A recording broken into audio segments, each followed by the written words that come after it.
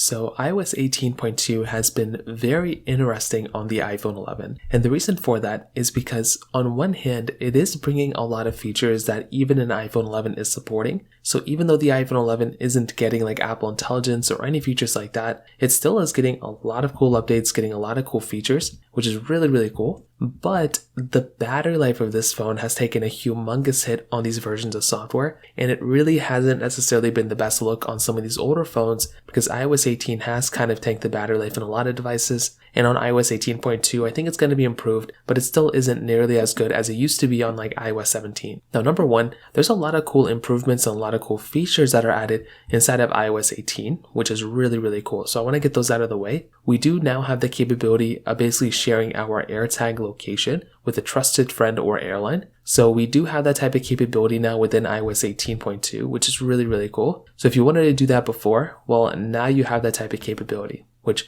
like I said before, in and of itself is a really, really nice thing. Now, on top of that, another really cool feature that we have within iOS 18.2 is basically the ability of viewing our videos in full screen in the Photos application. So Apple went through, for some reason, they made it kind of weird for us to go through and basically, view our videos in full screen, when we were in the Photos app natively. But now we have that type of capability now, which again, in and of itself is another very cool thing going on for this update. On top of that, if you wanted to go ahead and mirror your iPhone to your Mac, you now have the capability of iPhone mirroring with your Mac with your hotspot. So before it was not with the hotspot capability, now we're going to have it with our hotspots, which once again, that in and of itself is another very cool thing that we have the capability of having now, which again in and of itself is a super cool thing going on for this particular update as well. Now, those are pretty much the good things. Now, the reason why this update is weird is mostly because on iOS 18.2, like I mentioned before, the battery life hasn't really been the best. Even on iOS 18, in general, really hasn't been that great either. And that is essentially somewhat of the issue that we're kind of running into with this type of update. So although it's not the biggest problem in the world, that was like one thing I was kind of experiencing with this type of device. And that is kind of a downside if I'm going to go through and kind of update my phone with this version of software.